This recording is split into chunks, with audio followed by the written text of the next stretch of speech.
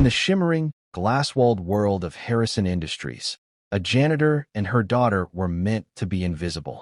Maria polished the boardroom's mahogany tables, and her daughter, Lily, quietly did her homework in the shadows. The company's future hung on a $100 million deal, orchestrated by a ruthless CFO who promised a new dawn. But while the powerful men in the room saw only the dazzling charts, Lily, a 10-year-old math prodigy, saw a lie. She spotted a pretending pattern in the complex financial formula, a subtle flaw that would, over time, destroy everything. The CEO was about to sign the company's death warrant, never suspecting that the quiet child in the corner was about to speak the 5 words that would save them all. That's the wrong formula.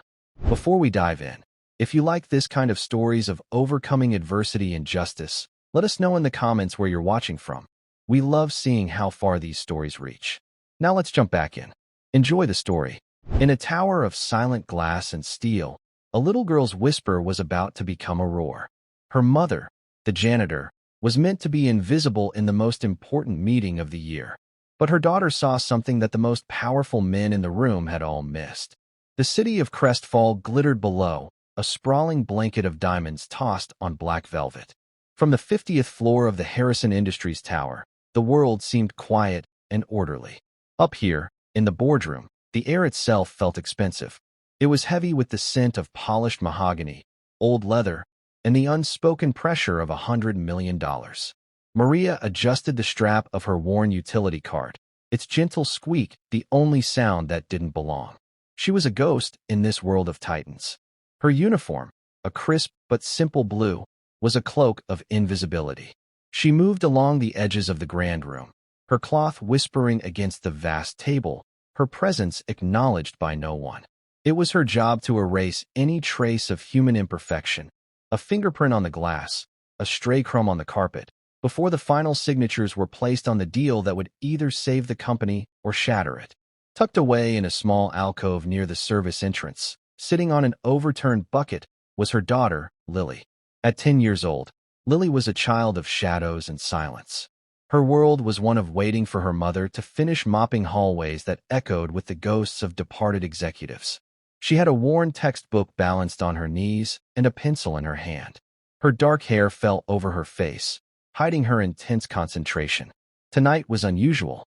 Mr. Henderson, the CEO's stern but fair chief of staff, had specifically requested Maria for a final, discreet touch-up of the boardroom just before the partners from a European conglomerate arrived.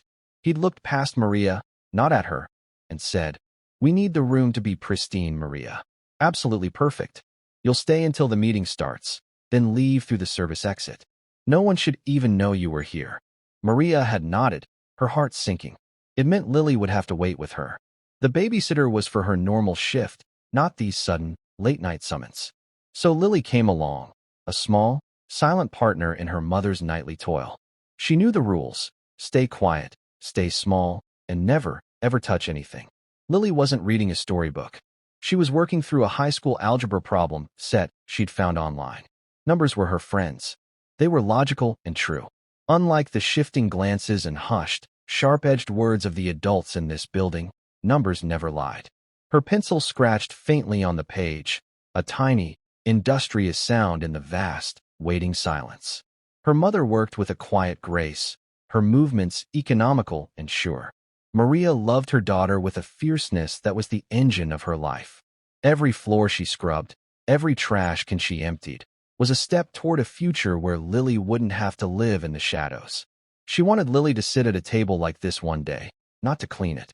She'd glance over at her daughter, a small, fierce smile touching her lips. Lily was brilliant. Her teachers said so, with a tone of surprise that always stung Maria. A janitor's daughter, a prodigy. It seemed to them a contradiction. To Maria, it was just Lily. The heavy doors to the boardroom swung open. Mr. Harrison entered first. Arthur Harrison was a man who looked like he'd been carved from the same granite as the building itself. His hair was silver, his shoulders were broad, and his eyes, though tired, missed nothing. He had built this company from a garage startup into a global powerhouse. Now, he looked like a king defending his castle from a siege.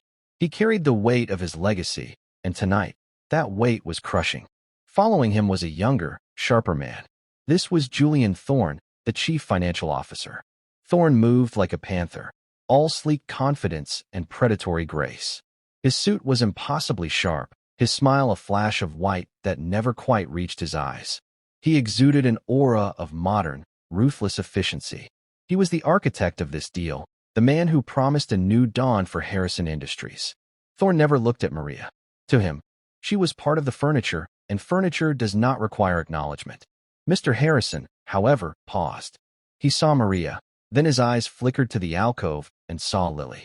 A brief, almost imperceptible frown creased his forehead, not of anger, but of something else. Concern, perhaps. "Maria," he said, his voice a low rumble. "I wasn't aware you were still here." Maria's hands froze on her cart. She felt a hot flush of shame. "I'm sorry, sir.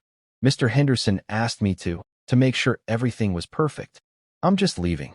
"And your daughter?" Harrison's gaze was soft as it rested on Lily. Lily had looked up, her eyes wide like a startled deer. She clutched her textbook to her chest. "I had no one to watch her, sir. She is very quiet." "She will not be a bother," Maria said, her voice barely a whisper. She was terrified. A single complaint could cost her this job, the one that kept a roof over their heads. Thorne let out a quiet, impatient sigh. "Arthur, the delegation from Zurich will be here any minute. Can we deal with domestic matters later?" The word domestic was laced with a fine, sharp contempt. Mr. Harrison held up a hand, his eyes still on the small girl. He gave a slight, weary smile. "It's all right, Maria. Just be gone before they arrive." He then turned, all business again, and strode to the head of the table. Maria grabbed Lily's hand. "Come, mija." Now, her grip was tight with fear. She began to hurry Lily toward the service door, her heart pounding a frantic rhythm against her ribs. But just as they reached the door, it swung inward. A group of men in dark, severe suits entered, speaking in clipped German. The Zurich delegation had arrived early. Maria and Lily were trapped. There was no way to cross the room to the main hallway without making a scene. Mr. Henderson, the chief of staff, materialized and shot Maria a look of pure fury. He subtly, almost invisibly, pointed back toward the alcove. "Stay there. Don't move. Don't breathe." Maria's blood ran cold. She pulled Lily back into the shadows of the alcove, her body shielding her daughters. They were caught. Now, all they could do was wait and pray to remain invisible. The meeting was starting, and they were prisoners in the room where it all happened. Julian Thorne began his presentation. His voice was smooth, hypnotic. He stood before a massive screen that glowed with charts, graphs, and projections. Numbers flew across the display, billions in revenue, projected growth rates, market synergy. It was a language of power, designed to impress and overwhelm. "And here," Thorne said, pointing to a particularly complex slide, "is the core of the valuation model. It's a proprietary algorithm we've developed, accounting for dynamic amortization and future-proofed asset allocation. It's the key to the entire $100 million synergy we project in the first 3 years."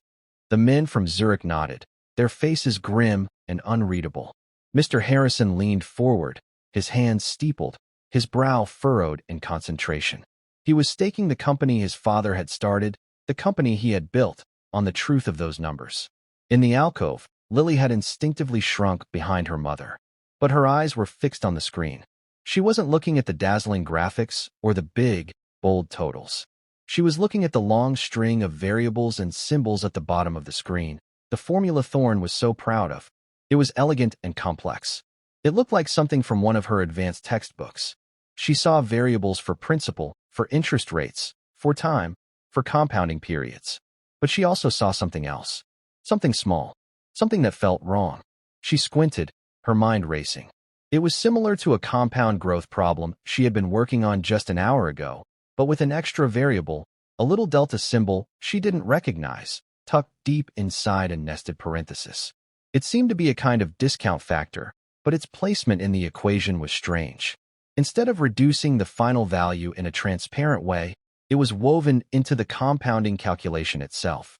Her brow furrowed. She mouthed the equation to herself, tracing the flow of the calculation. With each compounding period, that little variable would not just reduce the principal. It would subtly alter the base on which the next period's interest was calculated. It was a tiny effect at first, a rounding error. But over time, over hundreds of compounding cycles represented in a long-term contract, the effect would compound. It wouldn't just be an error. It would be a lie, growing larger and larger with every step. A cold knot formed in her stomach.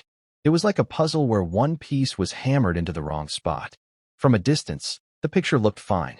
But up close, you could see the tear, the buckling of the whole structure around that single, flawed piece. The men in the room saw the big picture, the promise of $100 million. They didn't see the tiny crack in the foundation, but Lily did. She tugged gently on her mother's sleeve.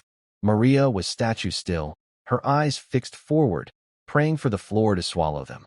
She gently squeezed Lily's hand, a signal to be quiet.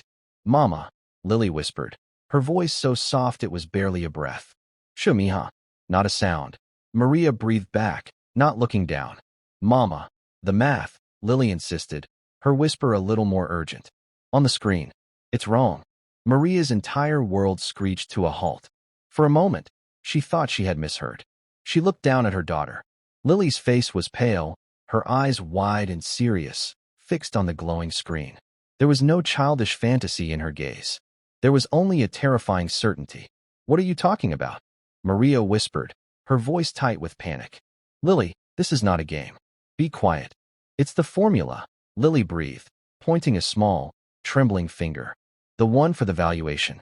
He says it shows growth, but it hides something. It makes the debt look smaller over time. It's the wrong formula." Maria stared from her daughter's earnest face to the screen filled with incomprehensible symbols. Julian Thorne was talking about global markets and risk mitigation. The German bankers were starting to nod, a flicker of agreement in their stern expressions. They were being convinced. They were walking towards a cliff and smiling about the view. And her daughter, her quiet, brilliant little girl who lived on the edges of this world, was telling her it was all a lie. Maria was faced with an impossible choice. To stay silent was to obey every rule she had ever been taught, to protect her job, to keep her and her daughter safe in their small, fragile life. To speak was to invite disaster. She was a janitor. Her word meant less than nothing in this room. They would laugh at her. They would fire her. They might even have her arrested for disrupting a meeting of this magnitude. But then she looked into Lily's eyes. She saw the absolute conviction there. She had seen that look before, when Lily had solved a puzzle everyone else had given up on, when she had patiently explained a scientific concept to Maria that she herself had never understood. Lily was never wrong about these things. Her mind saw patterns the way other people saw colors. In that heart-stopping moment, Maria's fear for her job was eclipsed by a different, more powerful fear. The fear of what would happen if her daughter was right. Mr. Harrison had been kind to them, in his own distant way. He was an old-fashioned man, a man of integrity, she'd heard the older employees say. He was about to bet his entire company on a lie. A wave of protectiveness washed over Maria, so fierce it stole her breath. It was not just for her daughter. It was for that tired, decent man at the head of the table. It was for the thousands of other employees, the secretaries, the mailroom clerks, the other cleaners, whose lives depended on the health of this company. Julian Thorne's voice droned on, a smooth, venomous lullaby. "So, as you can see, the financial architecture is flawless. We are ready to sign." He was picking up a pen. The head of the Zurich delegation was reaching for his own. Maria's heart hammered against her ribs. It was now or never. Taking a deep breath, a breath that felt like it was drawn from the very center of the earth, she took one step out of the alcove. Just one step. It was the longest journey of her life. She cleared her throat. It was a small sound, a tiny disruption in the cathedral of finance. But it was enough. Every head in the room turned. 20 pairs of powerful, astonished eyes fixed on the janitor. Thorne's face, which had been a mask of triumph, twisted into a snarl of disbelief and fury. The German bankers looked confused, insulted. Mr. Harrison's eyes widened. He stared at Maria, not with anger, but with pure, unadulterated shock. Maria's voice, when it came, was a tremor, but it was clear. "Forgive me, Mr. Harrison," she said, her hands clasped so tightly her knuckles were white. "I apologize for the interruption. But there is a mistake." The silence that followed was absolute. It was a silence so profound it felt like the pressure in the room had dropped, like the moment before a lightning strike. A janitor had just spoken. A ghost had just found its voice. And in the heart of that terrifying silence, a 10-year-old girl held the truth in her hands. Julian Thorne was the first to recover. He let out a short, incredulous laugh. It was a cruel, dismissive sound. A mistake, he repeated, turning to the other men as if to share a joke. Arthur, what is the meaning of this? Has the cleaning staff started auditing our financial models? He turned his cold gaze on Maria. You have 2 seconds to get out of this room before I have security escort you out of this building for good. Maria flinched, but she stood her ground. Her gaze was locked on Mr. Harrison. She was not speaking to Thorne. She was speaking to the man who owned the company, the man whose legacy was on the line. Sir, she said, her voice gaining a sliver of strength. It's the formula, the one on the screen. Mr. Harrison's eyes narrowed slightly. He looked from Maria's desperate face to the complex equation glowing on the wall. He was a builder, not a financier. He understood concrete and steel, supply chains and labor. He relied on men like Thorne to navigate the treacherous waters of high finance. But he also had an uncanny instinct for people, a gut feeling that had saved him more than once. And right now, his gut was screaming at him. What about the formula, Maria? He asked, his voice calm and even, cutting through Thorne's rising anger. Arthur, this is insane. Thorne snapped, taking a step forward. We are in the middle of closing a $100 million deal. You cannot possibly be entertaining this nonsense. Be quiet, Julian, Harrison said, his voice dropping an octave. He didn't shout, but the command had the force of a physical blow. Thorne froze, his mouth snapping shut, a muscle twitching in his jaw. Harrison's attention was fully on Maria now. The world seemed to shrink until it was just the 3 of them. The king, the janitor, and the furious courtier. Explain, he said simply. Maria's throat was dry. She didn't understand the formula. How could she explain it? She looked back toward the alcove, a silent plea in her eyes. Lily, seeing her mother's distress, took a hesitant step forward, clutching her textbook like a shield. All eyes in the room, baffled and irritated, shifted to the little girl in the simple dress. Mr. Harrison's expression softened almost imperceptibly. Is this your daughter? Maria nodded, her heart a cold stone in her chest. Yes, sir. This is Lily. Lily, Mr. Harrison said, his voice gentle. Did you see something? Lily swallowed hard, her small frame trembling under the weight of so many stares. But when she looked at the formula on the screen, a strange sort of calm settled over her. The numbers were her friends. They would not betray her. She pointed with a small, steady finger. There, she whispered, her voice barely audible in the huge room. Speak up, child, Harrison encouraged. Lily took a breath. The variable, she said, her voice a little stronger. The delta. It's in the wrong place in the compounding term. It's not a simple discount. It's an exponential decay function hidden inside a growth function. A wave of murmurs went through the Zurich delegation. One of the younger men pushed his glasses up his nose and stared intently at the screen. Thorne scoffed, recovering his composure. Exponential decay? What is this, a high school science fair? This is a proprietary valuation metric. It's a stress test variable meant to project resilience in a volatile market. It's far too complex for a child to understand. But Mr. Harrison was watching the younger banker from Zurich, who was now muttering to his superior in rapid German, pointing at the screen. The confidence on the faces of the delegation was beginning to evaporate, replaced by a cautious, professional skepticism. Lily, Mr. Harrison said, his voice holding a new note of urgency. Can you explain it to me? Use simple words. Lily looked at her mother, who gave her a tiny, almost invisible nod of encouragement. That was all she needed. She took a few steps forward, standing in the center of the vast carpet, a tiny figure in a forest of giants. Imagine you have $100, she began, her voice clear and steady. And you get 10% interest every year. After 1 year, you have $110. Simple. She paused, making sure he was following. Mr. Harrison nodded slowly. Now, the formula on the screen does that, she continued. But it also has a secret rule. The delta, the little triangle. It says that every year, before you calculate the interest, the bank secretly pretends your money is worth a little bit less. So in year 2, they don't calculate 10% of 110. They calculate it on, say, 109. And the next year, it's not based on the new total. It's based on that total, but with another little bit taken away first. She looked at the screen again. It's a very small bit. So for the first few years, you don't notice. The total still goes up, but it's going up slower than you think. And over many years, the difference between what you think you have and what you really have gets bigger and bigger and bigger. The formula is designed to make a decaying asset look like it's still growing strong. It hides a weakness. It tells a lie that gets worse over time. Silence. The simple, clear explanation landed in the room with the force of a thunderclap. Lily had taken a concept buried in complex jargon and laid it bare for everyone to see. She had translated the lie. The head of the Zurich delegation, a stern, older man named Mr. Richter, stood up. He spoke in heavily accented but precise English. "Mr. Harrison, my analyst has just confirmed the child's hypothesis. The placement of this stress test variable is highly unorthodox. It systematically undervalues the compounding debt load of the assets in question while inflating the projected revenue stream. Over the 10-year term of this agreement, the discrepancy would not be a rounding error. It would be catastrophic." He looked at Thorne with eyes like chips of ice. "This is not a financial model. It is a work of fiction." Julian Thorne's face went white.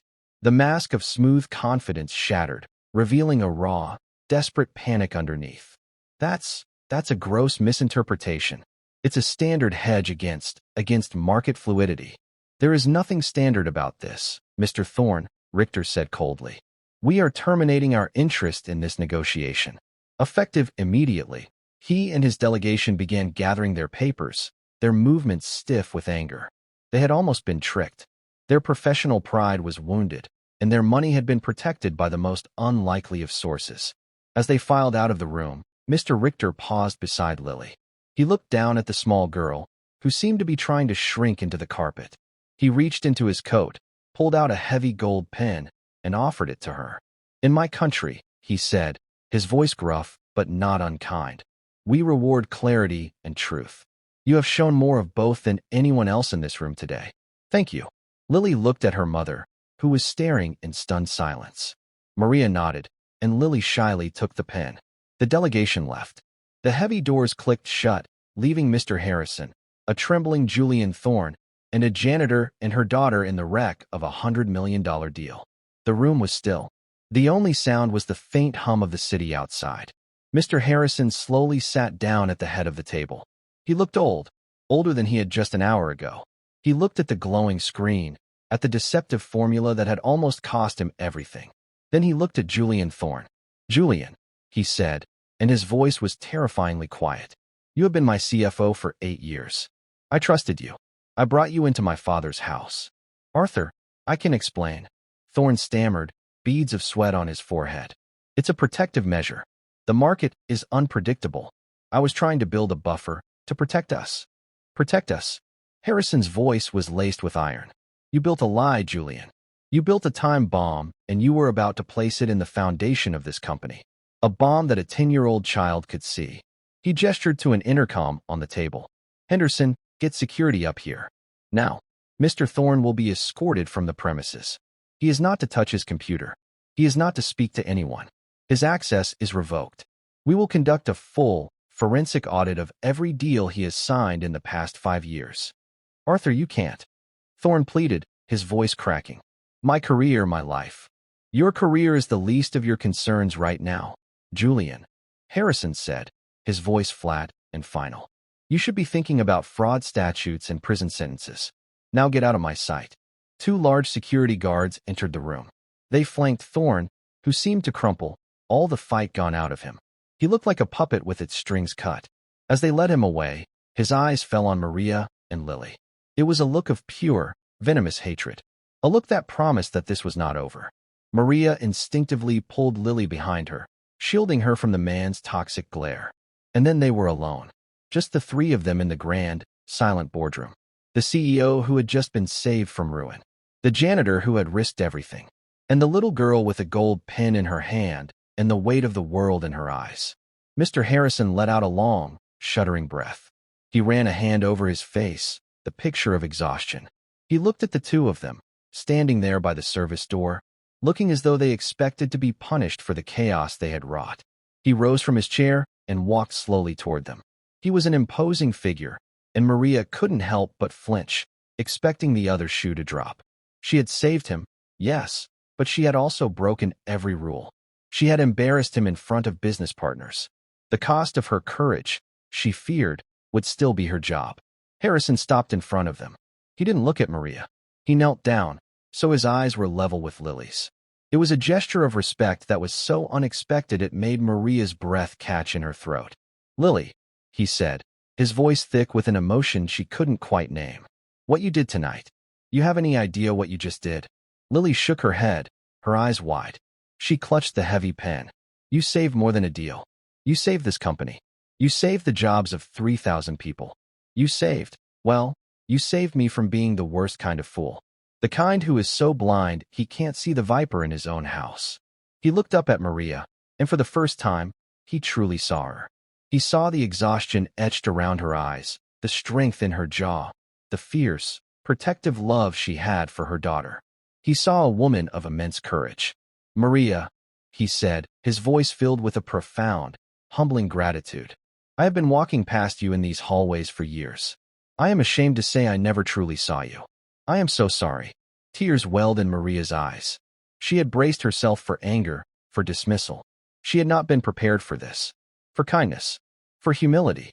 "Sir, you only did the right thing," he finished for her. "When every man I pay millions of dollars to advise me either didn't see it or didn't want to see it, you and your daughter spoke the truth." He stood up, his gaze sweeping around the opulent room. Room, this company, it's built on numbers. We live and die by them. But tonight, I was reminded that integrity, character, that's the real foundation. And it has nothing to do with the floor your office is on." He looked back at them. A new energy seemed to fill him, the weariness replaced by a steely resolve. "Things are going to change around here," he said, more to himself than to them. "Starting now, Maria, you and Lily are not going home yet.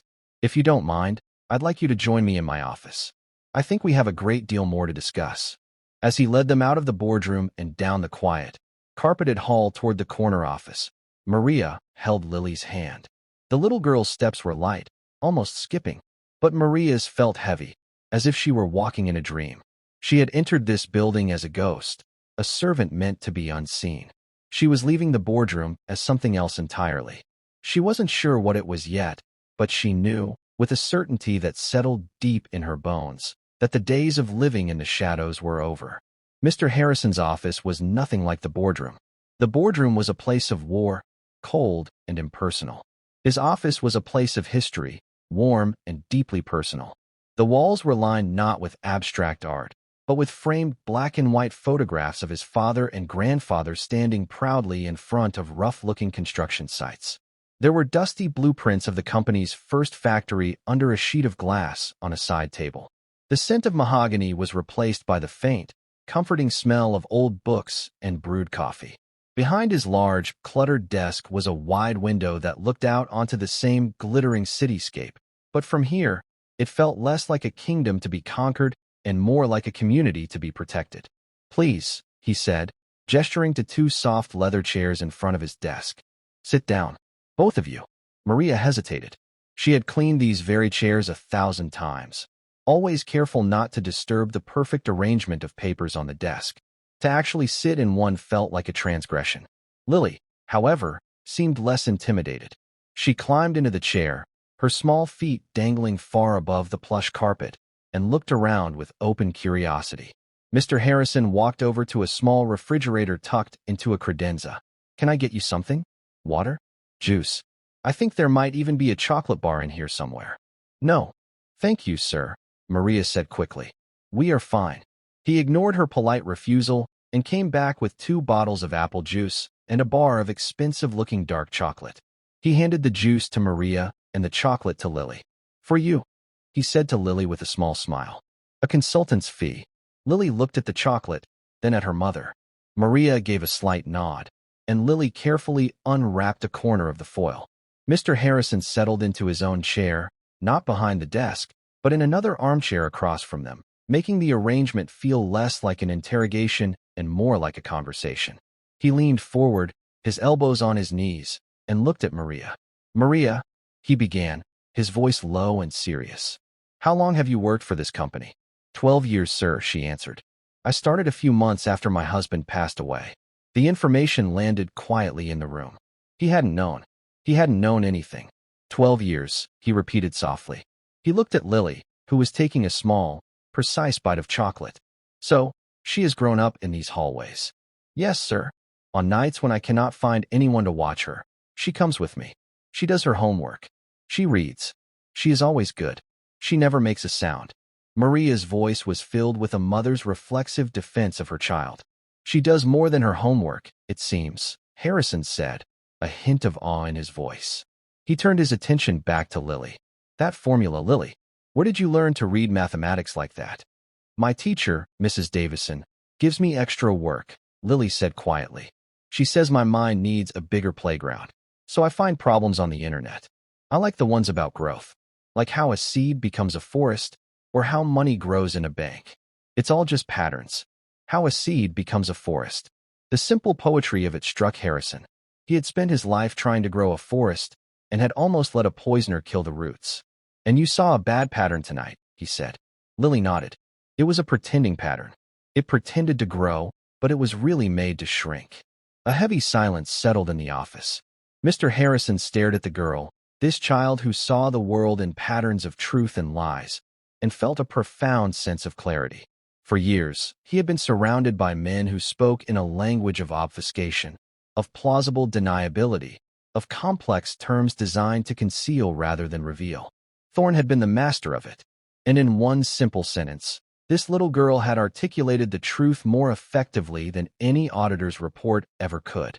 "A pretending pattern. Maria," he said, his focus shifting back to her. "What you did stepping out of that alcove, that must have been terrifying." Maria looked down at her hands, which were twisting the cap of the juice bottle. "I was afraid I would lose my job." "You risked your livelihood for the truth," Harrison stated. "It wasn't a question. You trusted your daughter over the word of the most powerful men in the room." She is true," Maria said, as if it were the simplest, most obvious fact in the world. "She does not lie. The numbers do not lie. So I knew. I knew." In her world, truth was a compass point. It was fixed and reliable. Harrison felt a pang of shame for the world he had created within these walls, where truth was treated as a commodity to be bought and sold. "I cannot repay what you have done for me tonight," he said, "for this company. But I must try. First, Maria, you will no longer be working the night shift. In fact, your employment with the cleaning contractor is finished as of this moment." Maria's heart plummeted. He was firing her after all. It was a gentle dismissal, but a dismissal nonetheless. She felt the blood drain from her face. Harrison saw the panic in her eyes and immediately raised a hand. "No, no, that's not what I mean. You are finished working for them. As of tomorrow morning, you will be an employee of Harrison Industries." "A direct employee." Maria stared at him, confused. I don't understand, sir." "To do what?" "I am creating a new position," he said, the idea taking firm shape in his mind as he spoke. "You will be my special advisor for operational integrity." The title was long and corporate, but the meaning was simple. He saw her confusion and clarified. "Maria, you have something that I have discovered is incredibly rare in this building. You have courage, you have integrity, and you have eyes that see what is really there, not just what people want you to see. For 12 years, you have moved through this building invisibly. You have seen everything. You have heard everything. You know who works late, who is careless, who is dedicated. You have seen the real life of this company from the ground up."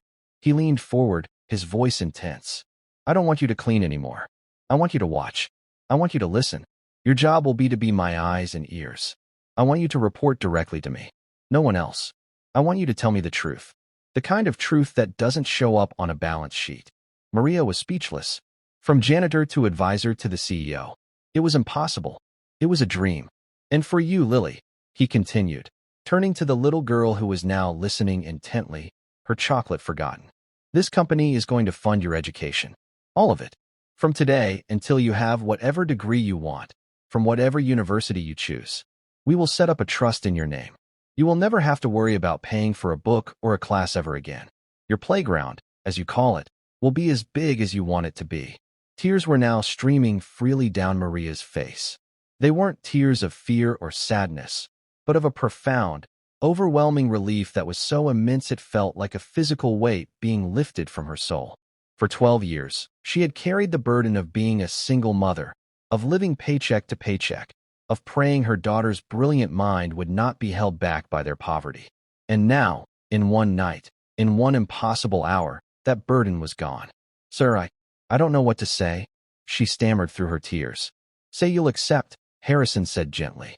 "Please, I need you, Maria. This company needs you." Maria looked at Lily, who was beaming, a real, wide, brilliant smile that lit up her whole face. She looked back at Mr. Harrison, at this powerful man who had shown them such unexpected grace. She nodded, unable to speak. "Good," he said, a genuine smile finally breaking through his weary expression. "That's settled then. Now, it is nearly midnight. You can't possibly take the bus home. My driver will take you. Walter." He pressed a button on his intercom. "Walter, could you please come up to my office?" A moment later, the door opened and a kindly, uniformed security guard with a gentle face and a neat white mustache entered. It was Walter, the guard who always saved a cookie for Lily from the cafeteria and asked her what she was learning in school. He saw Maria and Lily sitting in the CEO's chairs, and his eyes widened in surprise. "Walter," Harrison said, "Maria and Lily need a ride home. Please take them in my private car. Ensure they get to their doors safely." "Of course, Mr. Harrison," Walter said, his professional demeanor barely hiding his shock. He gave Maria a warm, questioning look. As Maria and Lily stood up to leave, Mr. Harrison walked with them to the door. "Maria," he said, placing a hand gently on her shoulder, "report to my executive assistant, Clara, at 9 a.m. She will have your new office ready." He then knelt down to Lily once more. "And you, young lady, don't ever stop looking for the pretending patterns. The world needs more people like you." "I won't," Lily promised solemnly. The ride home in Mr. Harrison's cavernous black sedan was silent and dreamlike. Walter drove carefully, not asking any questions, though his curiosity was palpable. As they glided through the sleeping city, Maria stared out the window. They passed the bus stops she knew so well, the all-night diners, the familiar landmarks of her long journey home. Tonight, she saw them through a different lens, as if she were a visitor in her own life. When they arrived at their small, modest apartment building, Walter insisted on walking them to their door on the 3rd floor. "Whatever happened up there tonight, Maria," he whispered at the door, "I'm glad. I've never seen the big boss look at anyone the way he looked at you two." Inside their apartment, Maria finally let the full weight of the night wash over her. She hugged Lily so tightly the little girl let out a small squeak. "Mama, you're squeezing me." "Oh, mija," Maria whispered into her hair, her voice choked with emotion. "Do you understand what you did? You changed our lives tonight. You changed everything." Lily hugged her back. "I just didn't want that man to lie to Mr. Harrison. It wasn't nice." In its beautiful simplicity, it was the whole truth. It wasn't about the money or the fame. It was about right and wrong. That night, for the first time in 12 years, Maria slept without the gnawing anxiety about the future. She slept the deep, peaceful sleep of someone who had finally been seen. The next morning, the headquarters of Harrison Industries was a hive of frantic speculation. Julian Thorne's sudden, spectacular exit had left a power vacuum and 1,000 unanswered questions. The rumor mill churned with whispers of a failed deal, of a massive financial miscalculation, of a furious blow-up with the CEO. No one knew the truth. At precisely 9 a.m., Maria walked through the front doors. She was not wearing her blue janitor's uniform. She had spent an hour that morning picking out her nicest dress, a simple but elegant navy blue one she'd worn only to church. Her hair was neatly tied back, and she walked with a newfound, hesitant confidence. The receptionist, a woman who had never given her more than a cursory nod, stared in open-mouthed confusion. "Can I help you?" "I'm here to see Clara, Mr. Harrison's assistant," Maria said, her voice steady. The woman's confusion deepened, but she dutifully buzzed the executive floor. "There's a Maria here to see you." A moment later, a sharp, impeccably dressed woman in her 50s came out of the elevator. This was Clara, the gatekeeper to Mr. Harrison, a woman known for her fierce efficiency and loyalty. "Maria," she asked, her expression neutral but questioning. Yes, Maria said. Right this way. Mr. Harrison is expecting you. Clara led her through the hushed executive suite to a small but pleasant office right next to Mr. Harrison's own. It had a desk, a computer, and a window with a stunning view of the city park. On the desk was a simple nameplate, Maria Flores, Special Advisor. Mr. Harrison is in an emergency board meeting, Clara explained, her tone softening with a hint of respect. She clearly knew what had happened. He asked me to get you settled. He said your first task is simply to observe. Meanwhile, in the boardroom, Arthur Harrison was facing the fight of his life. He had assembled the board of directors, a collection of grim-faced, wealthy men and women who cared more for the bottom line than for corporate morality. He told them everything. He told them about Thorne's deception, the flawed formula, the aborted deal. And he told them how it was discovered. Let me be clear, a stern-faced director named Bancroft interrupted. You are telling us you scuttled a $100 million deal, a deal that was supposed to be our salvation, based on the mathematical observation of a janitor's 10-year-old child? I am telling you, Harrison countered, his voice like flint, that a 10-year-old child saved this board, and this company, from committing an act of catastrophic fraud. The forensic accountants I brought in this morning have already confirmed it. Thorne's model was a fiction. The deal would have bankrupted us within 5 years. He let that sink in. The audit is just beginning, Harrison continued. But it's already clear that Julian Thorne's corruption runs deep. He has been cooking the books for years, using complex financial products to hide losses and inflate earnings. The company is not as healthy as we believed. We are, in fact, in serious trouble. The mood in the room shifted from skepticism to fear. What are you proposing, Arthur? Asked the director. I am proposing a new way forward, Harrison said, his eyes sweeping across the room. One based on transparency and truth. We are going to clean our own house. Every department, every contract, every balance sheet. And to help me do this, I have appointed a new advisor. He told them about Maria, her history with the company, her new role. Bancroft scoffed. An advisor? A janitor? Arthur, have you lost your mind? What could she possibly offer? She offers a perspective none of us have, Harrison shot back. She has seen this company from a vantage point of invisibility. She is unburdened by ambition or politics. Her only loyalty is to the truth. And right now, that makes her the most valuable person in this entire building. He had won them over for now, but he knew the road ahead would be long and difficult. The battle against Thorne was over, but the war to save the soul of his company had just begun. And his most unlikely general was a quiet, courageous woman who was, at that very moment, staring out her new office window, wondering where in the world she was supposed to begin. Maria's first few days were a strange and disorienting journey through a world she thought she knew. She walked the halls of Harrison Industries, but now she carried a notebook instead of a dust rag. People who had looked through her for years now stared at her, their expressions a mixture of curiosity, suspicion, and awe. The whispers followed her down the hallways. That's her. The janitor. The one who got Thorne fired. She started where she was most comfortable, in the quiet hours of the early morning and late night. She spoke to the security guards on the graveyard shift, the kitchen staff preparing for the breakfast rush, the maintenance crew in the boiler room. For the first time, someone from the 50th floor was asking them their names, asking for their opinions. At first, they were hesitant. They were used to being invisible, too. But Maria's quiet empathy was a key that unlocked their trust. She had been one of them. She understood. And so, the stories began to pour out. She learned of rampant waste in the marketing department, where thousands of dollars in high-end catering were ordered for meetings that were often canceled. She learned of a brilliant young programmer in IT who was on the verge of quitting because his manager consistently stole his ideas and presented them as his own. She discovered that the entire third-floor sales team was deeply demoralized, not because of their quotas, but because their heating and air conditioning had been broken for 6 months, and no one in facilities would take their complaints seriously.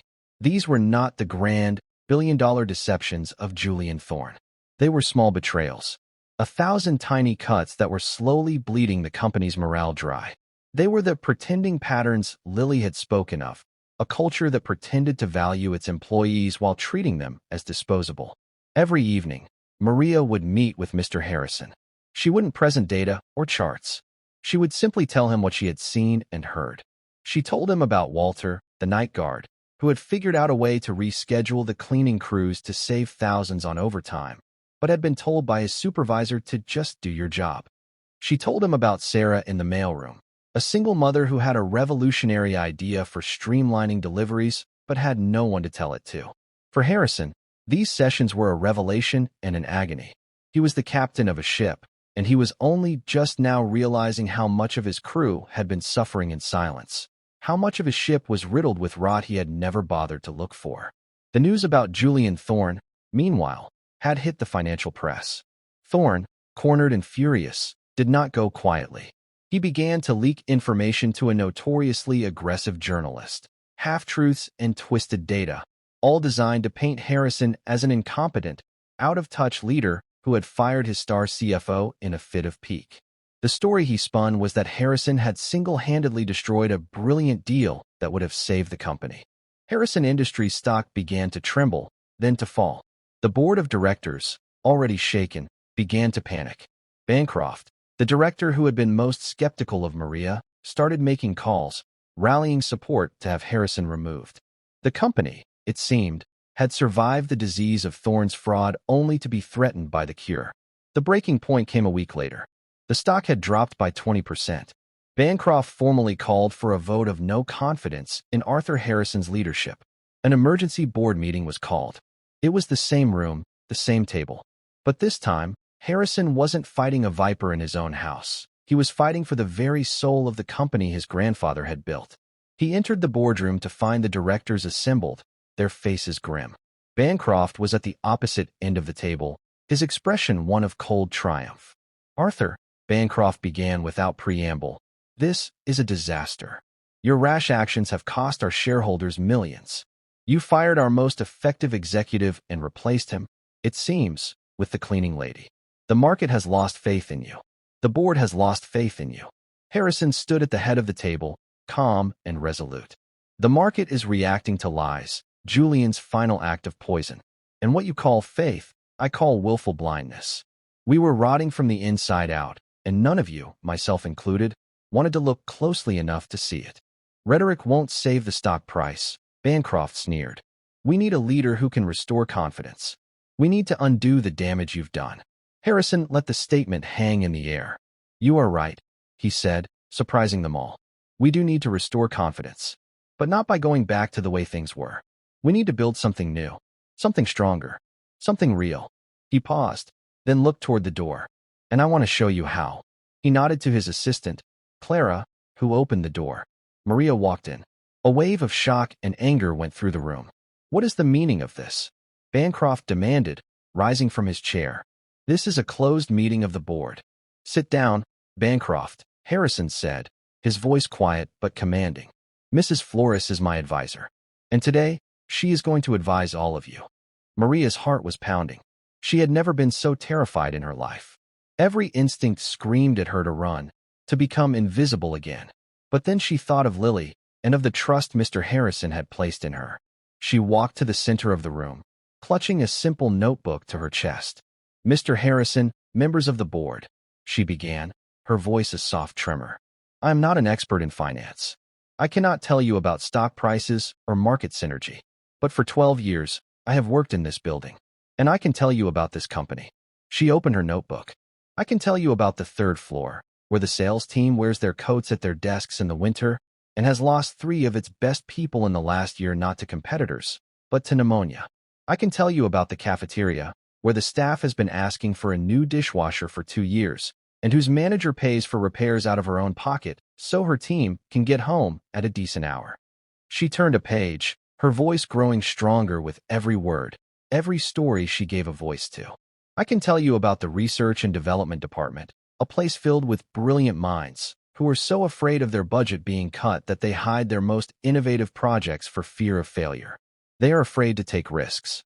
A company that is afraid to take risks is a company that is dying." She looked up from her notebook, her eyes meeting each of theirs in turn. "You see a stock price falling. I see a foundation that has been crumbling for years. Mr. Thorne's formula, it wasn't the cause of our problem. It was a symptom of it. It came from a culture where numbers on a screen mattered more than the people in the rooms, where looking good was more important than being good. You want to restore confidence? You have to restore the foundation first. You have to show the people who work here that they are seen, that they matter. She closed her notebook. The room was utterly silent. Bancroft sat frozen, his mouth slightly agape. Maria had not used a single piece of financial jargon. She had not presented a single chart. She had simply held up a mirror, and for the first time, the board was forced to see the unvarnished truth of the company they were meant to lead. An elderly director named Edna Morrison, who had been on the board for 40 years and had started her career as a secretary in the typing pool, slowly began to clap. It was a soft, rhythmic sound in the stunned silence. Then another director joined in, and another. Bancroft looked around, his face a mask of disbelief. He had lost. The vote of no confidence was never even called. Maria's simple, profound truth had won the day. In the months that followed, everything changed. Guided by Maria's insights, Harrison began a radical overhaul. He didn't just fire corrupt executives. He started from the ground up. He fixed the heating on the third floor. He bought a new dishwasher for the cafeteria. He created a new anonymous innovation fund that allowed employees to submit and get funding for risky projects, celebrating failure as a necessary part of growth. He started holding weekly town hall meetings where he and Maria would stand together and simply listen to anyone who wanted to speak. The culture of fear began to recede, replaced by a tentative, then growing, sense of trust and shared purpose. The forensic audit provided the district attorney with a mountain of evidence against Julian Thorne.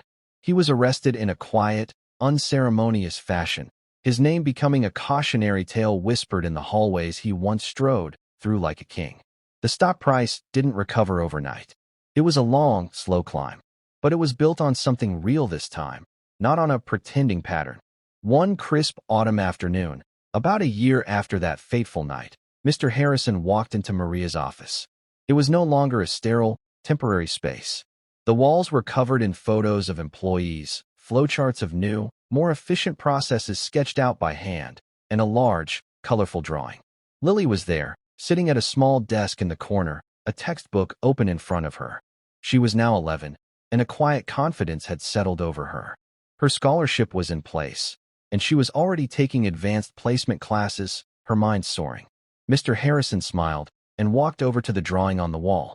It was a picture of a great, sprawling oak tree. The roots were labeled Truth and Courage. The trunk was Harrison Industries, and every leaf bore the name of an employee, from the mailroom to the boardroom. Tending to the roots were two small figures, a woman with dark hair and a little girl. She captured it perfectly, he said softly. Maria came and stood beside him, looking at her daughter's drawing. She sees the patterns in things, Maria said with a proud smile. She does, Harrison agreed. And you, Maria, you taught us all how to see the people. I thought I was in the business of building things. Buildings, products, a legacy. He looked out the window at the city below. But I was wrong. We're in the business of people. That's the only formula that really matters in the end. Maria looked at her daughter, so focused and full of limitless potential. She looked at this good, decent man who had been humble enough to listen to a whisper from the shadows. And she looked at the company, her company, that had been saved not by power or by money, but by a mother's faith and a child's brave, quiet truth. The foundation was strong again, and this time, it was built to last. Thank you for following this story. If you enjoyed it, please subscribe and share your thoughts below. Where are you watching from? Let us know in the comments. Stay tuned for more immersive stories.